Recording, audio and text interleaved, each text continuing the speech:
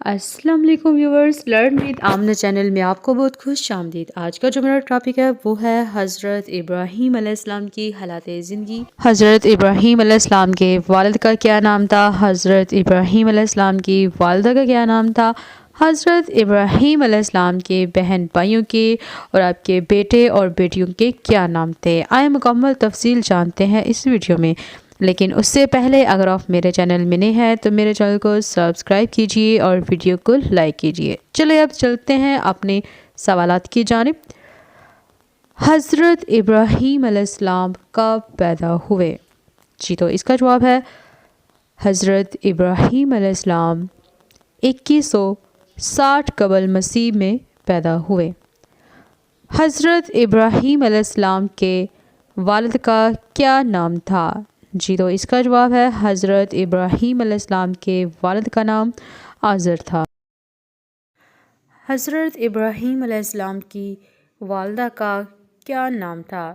جی تو اس کا جواب ہے حضرت ابراہیم علیہ السلام کی والدہ کا نام محلات امیلہ اور بونا بنت کربنار بن کرسی، یہ ان کے نام بتائے جاتے ہیں۔ حضرت ابراہیم علیہ السلام کی بیویوں کے کیا نام تھے؟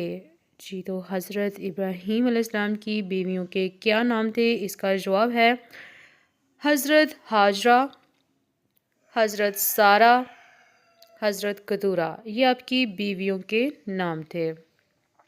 حضرت ابراہیم علیہ السلام کے بیٹے اور بیٹیوں کے کیا نام تھے؟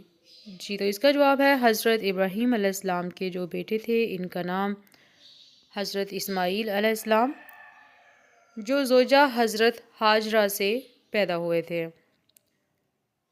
اور دوسرے بیٹے کا نام حضرت اسحاق علیہ السلام، جو زوجہ حضرت سارہ سے پیدا ہوئے تھے۔ زمران، یکسان، مدان، مدیان، اسباق، شوق، یہ زوجہ کتورہ سے پیدا ہوئے تھے۔